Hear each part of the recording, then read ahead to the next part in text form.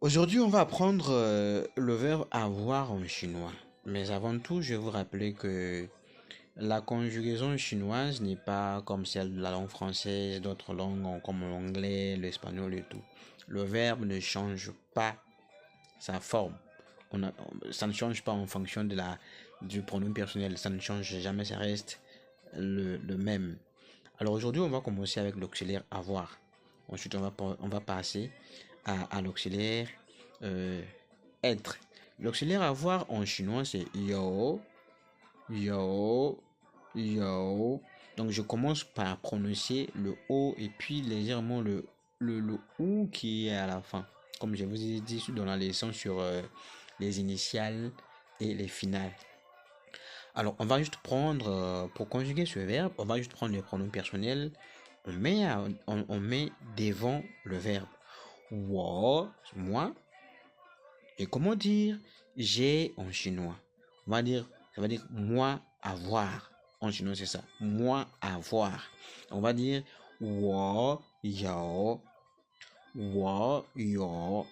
Et tu as, comment on dit en chinois? C'est toi avoir ou tu avoir. Ni yo, ni yo, elle, il avoir.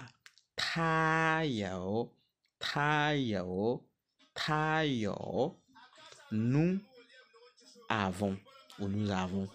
Woman yo, woman yo, qui veut dire nous avoir, nous avoir.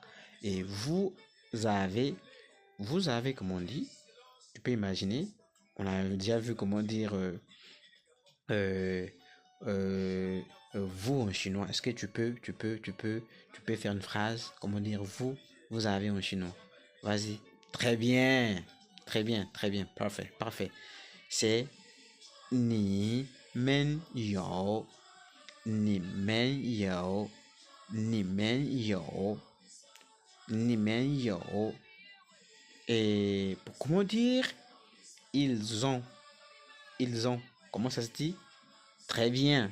C'est tamen yo, tamen yo, tamen yo. Donc, on va le répéter du début jusqu'à la fin.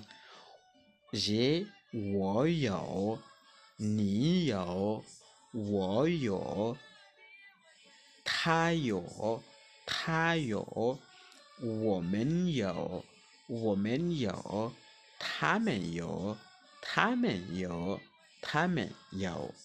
Après donc l'auxiliaire avoir, on passe directement à l'auxiliaire être. Comment on dit je suis en chinois? Alors le je suis en chinois, attention, c'est lorsqu'il s'agit de donner son identité. Par exemple, je suis étudiant, je suis élève, je suis employé, je suis ingénieur, je suis ceci, donner l'identité et la profession. Mais quand pour traduire le je suis, le verbe être qui s'est traduit par se retrouver dans un endroit, ça ne se dit pas par wo shi en chinois. On va voir ça dans une nouvelle vidéo. Mais le je suis qui traduit l'identité, qui traduit la profession, la nationalité, c'est wo shi. C'est le verbe shi. Shi. Shi.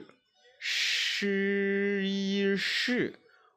On va dire je suis étudiant.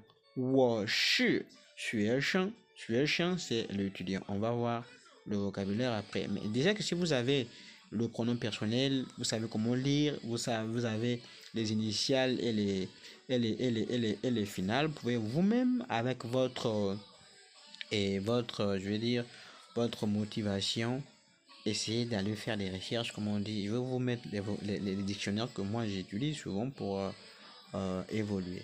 我是，你是，他是，我们是，你们是，他们是.